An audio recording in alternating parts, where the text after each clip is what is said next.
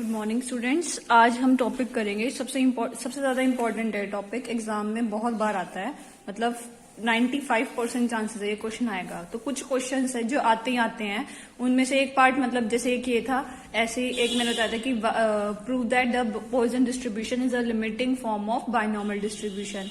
या तो वो आ सकता है या ये आ सकता है, तो कुछ भी आ सकता है, मतलब जो इंपॉर्टेंट लिखवा रही हूँ उनको एक बार दो बार लिख के देखना। Why does geometric distribution is said to P lack memory in certain sense। lack of memory का मतलब क्या है, ये टॉपिक वैसे भी आ सकता है, how does geometric distribution act as a lack of memory, या prove that जैसे मैंने क्वेश्चन लिखवाया है, या फिर ये आ सकता है explain the lack of memory of geometric distribution। इसका मतलब क्या है कि lack of memory में मतलब क्या है कि वो पहले वाले टाइम पे डिपेंड नहीं करता, मतलब इससे पहले क्या हुआ है उससे कोई फर्क नहीं पड़ता, उसका जो रिजल्ट है जो अभी चल रहा है उसके इक्वल आता है। मतलब क्या है इसका कि अगर सपोज करो कोई एग्जाम है तुम्हारा, मैंने उस दिन भी टॉपिक समझाया था थोड़ा बहुत वीडियो में, इससे पहले वाली वीडियो में, कि कोई रिजल्ट आना है किसी टॉपिक का। अब तुम्हारी जो तैयारी है उस पर डिपेंड करता है कि तुम्हारा रिजल्ट कैसा आएगा, तो वो तो टाइम डिपेंडेंट हो गया, वो लैक ऑफ मेमोरी नहीं है। लेकिन कुछ जैसे आईक्यू टेस्ट होता है, आईक्यू टेस्ट में क्या होता है कि आपकी तैयारी पे डिपेंड नहीं करता, वो आपकी इंटेलिजेंस पे डिपेंड करता है। तो इट डजेंट मैटर कि आपकी तैयारी उससे पहले इस टाइम से पहले क्या थी, आपका आईक्यू लेवल आज जो जितना है 2 घंटे बाद भी उतना ही आईक्यू लेवल रहेगा। तो वो क्या हो गया, lack of memory. Lack of memory means it doesn't depend on the time. ठीक है, तो अब देखो कैसे करना है।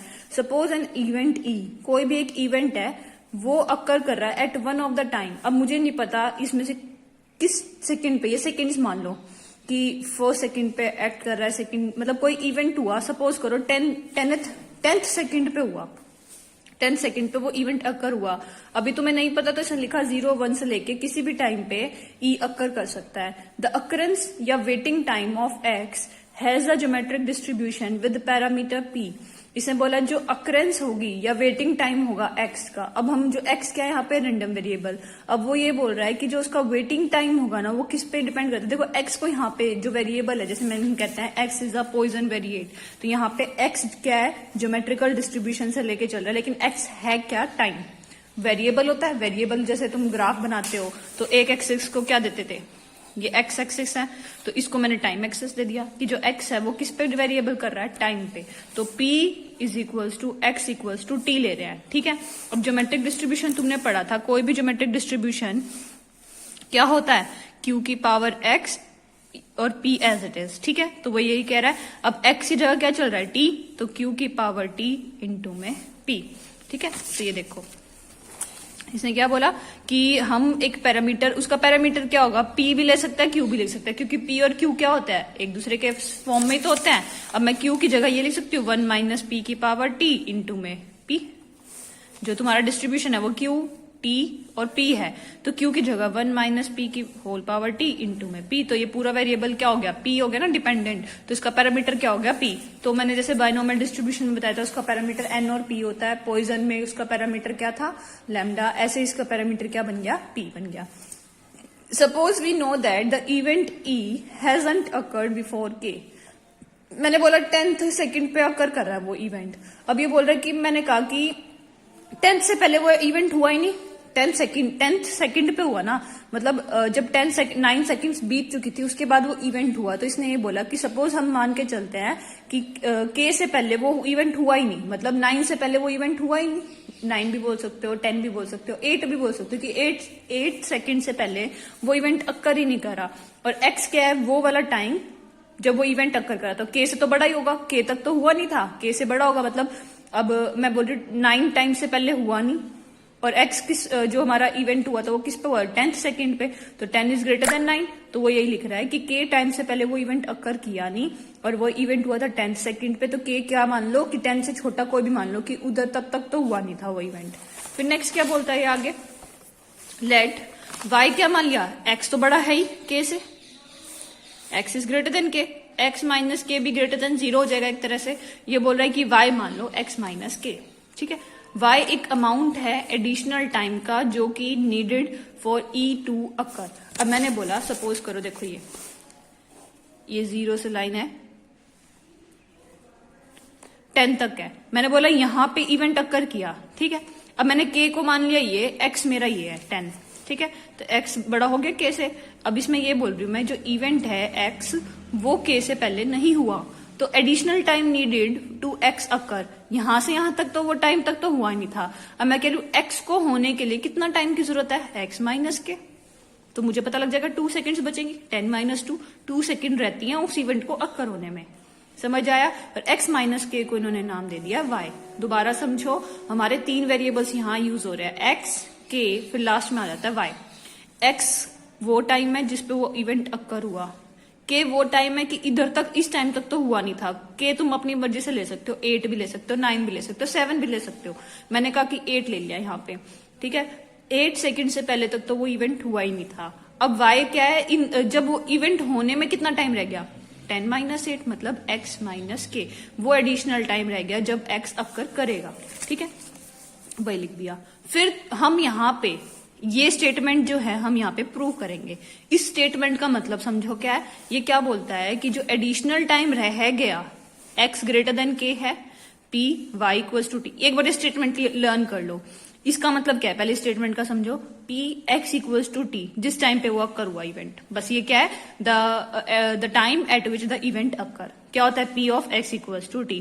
हम इसको क्या प्रूव करेंगे कि वो क्या डिपेंड करता है, कि वो डिपेंड ही नहीं करता कि 8 से पहले की वो इवेंट, फर्क ही नहीं पड़ता। हम यहाँ पे क्या हुआ, हम कह रहे हैं कि वो इसके ही इक्वल होगा जो एडिशनल टाइम बच गया। देखो इसने क्या लिखा, p y equals to t, y क्या है, x माइनस के, और y को क्या पुट कर दे हम, t पुट कर दे। ये भी तो t था तुम्हारा, x भी क्या था t, y को भी t पुट कर दो, k क्या आ गया 0।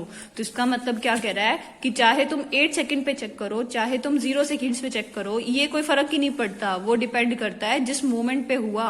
तो इसने यही बोल रहा है, x तो है गिवन। इस स्टेटमेंट का मतलब समझते हो, कंडीशनल डिस्ट्रीब्यूशन की। कंडीशनल की स्टेटमेंट क्या होती थी, p x बाय y। इसका मतलब क्या होता था, वैसे तो p x intersection y by p of y।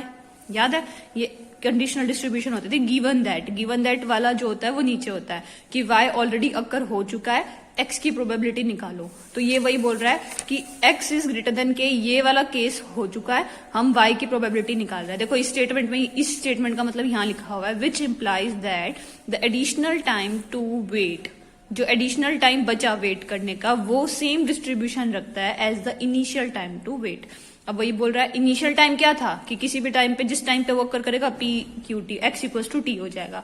और एडिशनल टाइम क्या था, एडिशनल टाइम का मतलब क्या है, ये वाला केस अक्कर हो चुका है, मतलब kth तक हो चुका, तुम्हारा काम उसके बाद का निकालना है।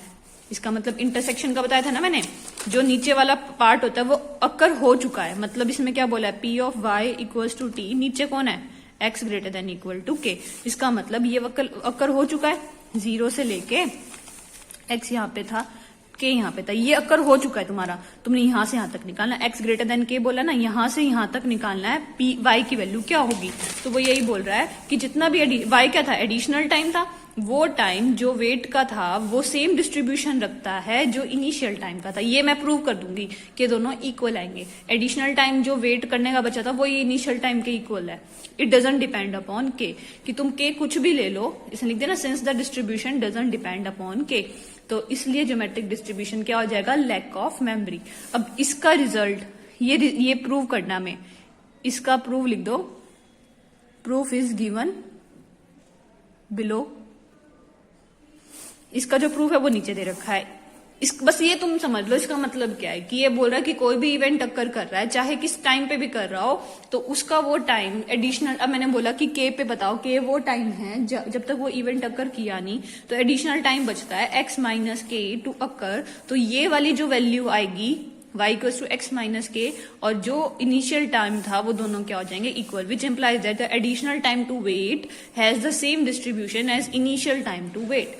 कि इनिशियली मैं वेट कर रही हूँ या मैं से 10 मिनट पहले वेट करी थी, दोनों का आंसर क्या है। अब मैं किसी बस स्टॉप पे बस का वेट कर रही हूँ, बस पता नहीं किस टाइम आएगी, अब मैं वेट कर रही हूँ, लेकिन मुझे डिपेंड करता है कि अच्छा हाँ, ऑफिस में पहुंचने का जो टाइम होगा वो चाहे मैं 10 मिनट पहले आके खड़ी हो जाती, ठीक है, मुझे उस टाइम पे अगर 9 बजे से पहले पहुंचना है तो ठीक है, अगर 9:01 भी हो गया तो मैं लेट कमर में लिखा जाएगा।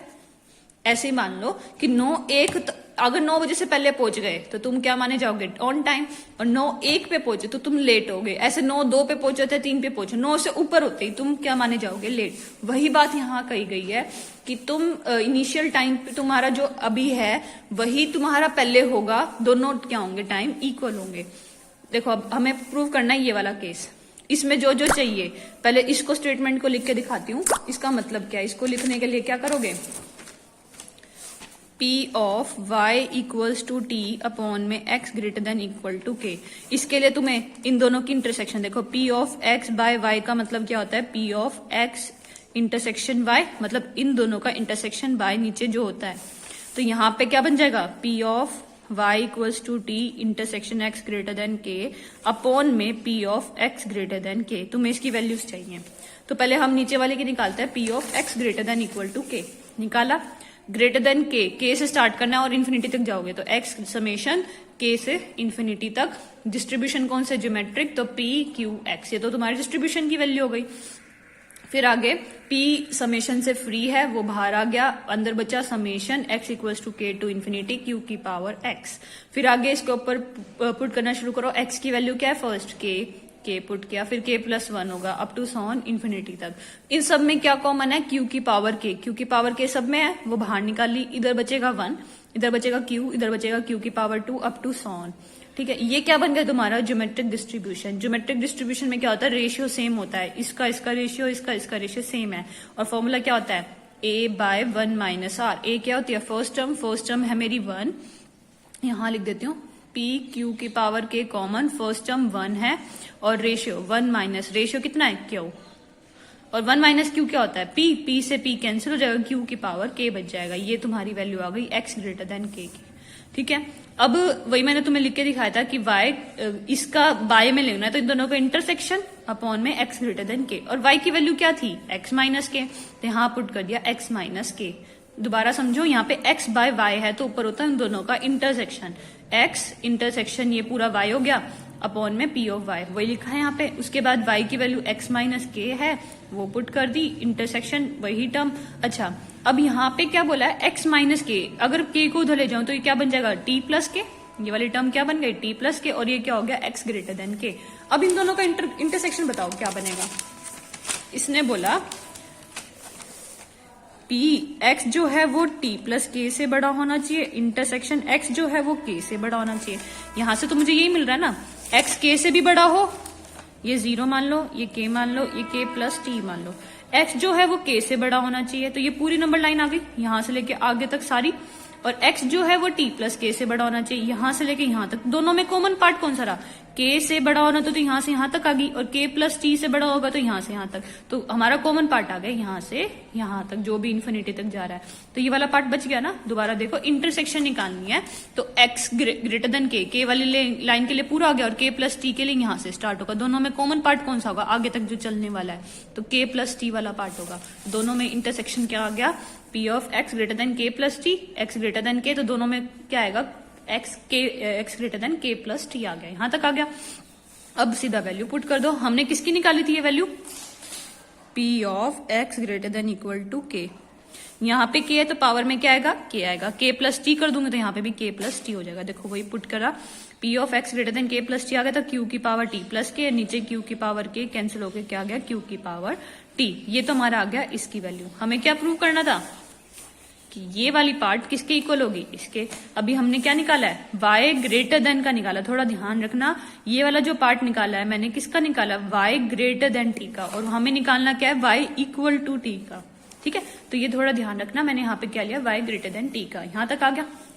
अब इक्वल टू t निकालना है तो तुम क्या करोगे, ग्रेटर देन t में से t प्लस 1 वाला माइनस कर दो, क्या बचेगा, t वाला बचेगा। दोबारा देखो मैंने क्या किया, नंबर लाइन बनाई, ये 0 है, ये t है, और ये t प्लस 1 है।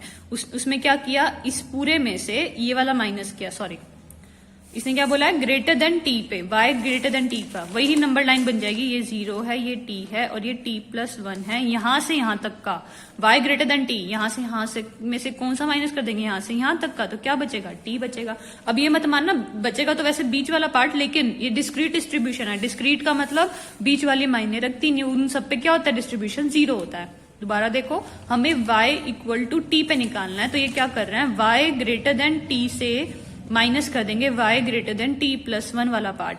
ग्रेटर देन टी में क्या गई, पूरा पार्ट आगे तक नंबर लाइन, और t+1 से क्या गई, यहां से लेके यहां तक, दोनों में कॉमन क्या पार्ट क्या है, ये वाला, माइनस कर दोगे दोनों में से तो खाली क्या बचेगा, ये वाला पोर्शन, और ये वाले पोर्शन में बाकी सब क्या होते हैं, 0 लिखते हैं ना डिस्ट्रीब्यूशन में, 0 अदरवाइज, तो खाली क्या बचेगा, ग्रेटर देन टी। हम ज्योमेट्रिक डिस्ट्रीब्यूशन में लिखते हैं p q की power t from 0 1 2 up to 7, ये सारे इंटीजर्स आते हैं, और 0 अदरवाइज लिख देते हैं, अदरवाइज का मतलब बाकी सब वैल्यूज पे क्या आएगा, वो 0 आएगा। हमारा यहाँ पे जो डिस्ट्रीब्यूशन आ रहा है वो t से t+1 तक का आ रहा है, जो उन सब पे वैल्यूज क्या आएंगे, 0, तो खाली क्या बचेगा, t। तो वो यही बोल रहा है, हमें y इक्वल टू टी की वैल्यू चाहिए थी, y ग्रेटर देन t में से माइनस कर देंगे प्रोबेबिलिटी ऑफ t+1 वाली, y ग्रेटर देन t की वैल्यू आ चुकी है, q की पावर t, तो यहाँ पे बस यहाँ पे t की जगह t+1 कर दो तो q की पावर t+1 हो जाएगा। यहाँ किया, दोनों में q की पावर t कॉमन है, अंदर बचा 1 माइनस q, और ये क्या आ गया, p ऑफ qt, और वो किसके इक्वल है, p of x equals to t। तो यही प्रूव करना था हमें, ठीक है। तो ये वाला एक बार दोबारा पढ़ लेना, कहोगे तो दोबारा समझा दूंगी पूरी वीडियो, ठीक है। ये तुम्हारा बहुत इंपॉर्टेंट टॉपिक है, तो इसको अच्छे से करना है।